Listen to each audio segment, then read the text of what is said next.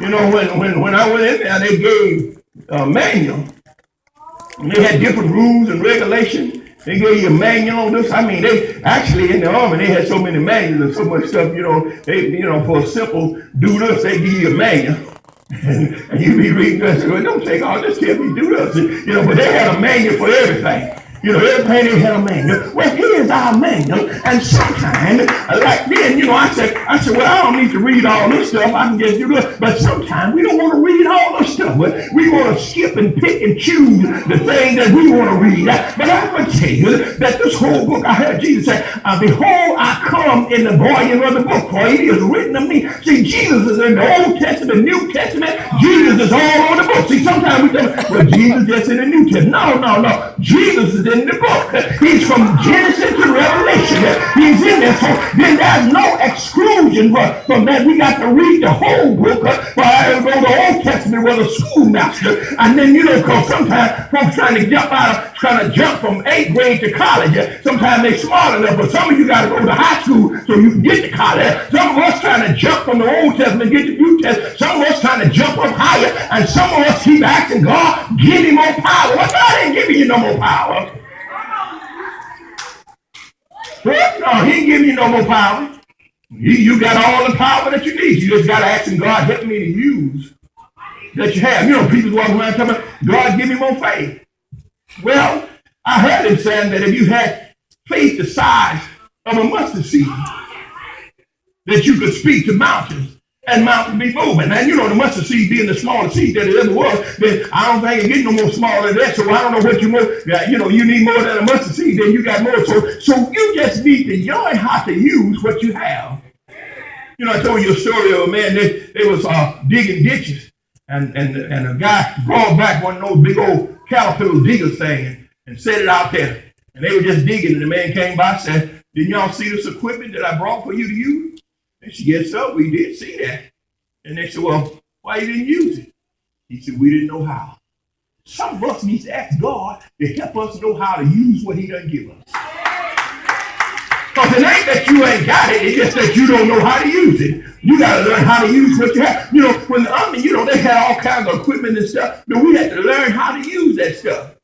We had to learn how to use that stuff. When they came and they gave me an M16, I had to learn how to break it down, put it back together, and break it down again, put it out. You had to learn how to field strip it, break it down, put it back together, clean it up while you're on the run. You had to learn these things, but it took some time to have to study. You just couldn't pick up one and break it down. I'm talking about you're going to break it down. If you break it down, you couldn't even get it back together. But I'm telling you that Paul said, we need to study to show ourselves approved under God, a workman that needeth not be ashamed, rightly dividing the word of truth.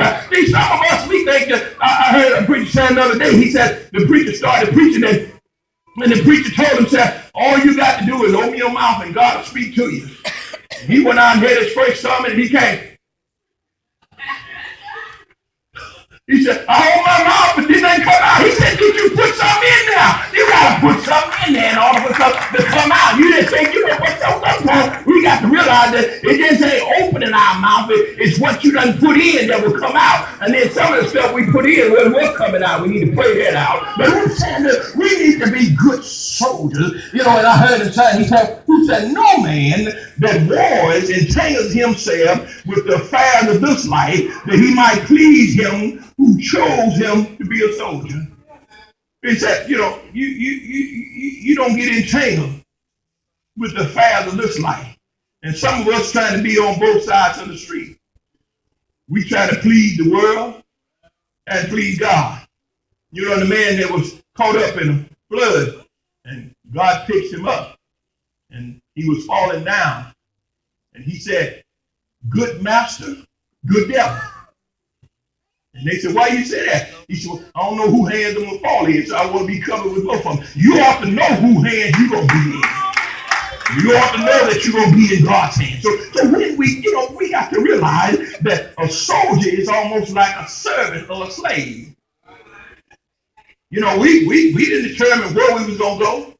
When I first got in there and I left basic and went to AIT, they, fooled us with how they talking about we gonna get Hawaii and Panama and and all that kind of good stuff, and we, some of us say, man, well, you know what, where you want to go, man? Well, I don't go to Hawaii, Papa. When they call the road, they call names, they say, Swearingen, Vietnam. I said, hold on,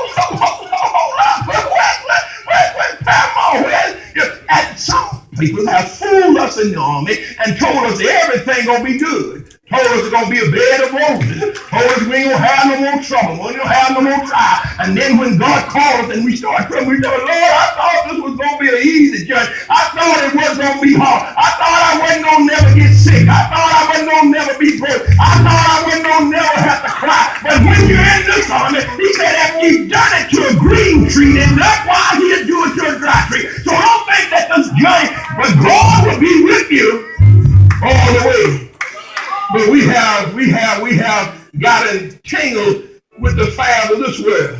People asking us, what do you think about homosexuality? What do you think about the gays? And we start coming, well, I think, you know what you think don't mean a hill of beans. Just tell them this is what God said. And that's settled. What you think don't mean nothing. It's what God done said about it, and just move on. It ain't no discussion. Well, do you think some was born like that? And some was, like that? No. You think you sure? But nobody born like that? No, God made man and woman. That's all he made. And there is rare cases when folks was born with two organs and different things. That's rare. And God worked that out how he worked it out. But most of the time it's a chosen thing. Some nowadays, when people go to the army, they volunteer to go. I ain't volunteer. I was trying to get away. But once you done volunteer, then you're on the rules and regulations of the army. I was drafted and I was under the same rules. You volunteer, you still under the same rules. You can't say, well, I ain't under them rules because I volunteered. No, you still, and some of us, I just came to Jesus on my own. No, you didn't really come on your own. Some of those folks that's been so good and they ain't done nothing, but they say, I came to Jesus and I'm going to do what I want to do. No, you are bought with the price. Yeah. So but we have got so entangled in this world. So,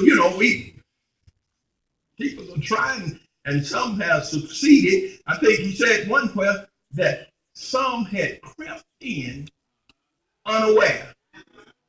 He said, led silly women captive. Because and if you are not careful now, the devil will creep in on you. And some of his sayings are good. And say, that sounds pretty good there. But you just better make sure, the only reason you get fooled because you don't know the truth. I heard a person that worked at the bank, and they talking about how you discover counterfeit. And they said, we never study counterfeit. We only study the real thing. You don't need to look up on what Muslims do, what other folks do, what the Jehovah's Witnesses do. All you need to do is just study the truth. And when the error comes, you'll know the difference. But if you study error and then try to learn what the truth is, you're going to be all confused. So all you need to do, see, it's good to have different books and different things like that. It's all right. I ain't saying you don't know that. But make sure you line it up with the Bible. Because, see, sometimes we got different books folks done wrote, and they wrote them out of their own mind and what they thought about it, and we start reading them, and we start thinking that's what was true. But you got to line that stuff up with the Bible. Because when I was in Vietnam, the Vietnamese, they sort of, they like the black folks a little better. They say, y'all all right. And they said, well, I don't know why y'all even over here fighting. I said, well, because we're in the army. And that's what we got to do. I said, we really don't want to be here, but we got to do what we got to do. But I'm saying that we wasn't confused and said, well, I know we ain't supposed to be here and they don't treat us right and they don't do this, but we ain't going to do what they tell us to do. We have to do what they tell us to do.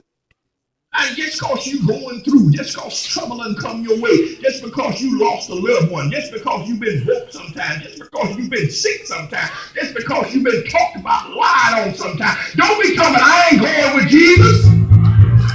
I heard Peter saying one time when Jesus said, when he had them all the disciples and they started walking away from him, and he turned to Peter and said, will you go away too? Peter said, Lord, where we gonna go? You got the word. You got everything.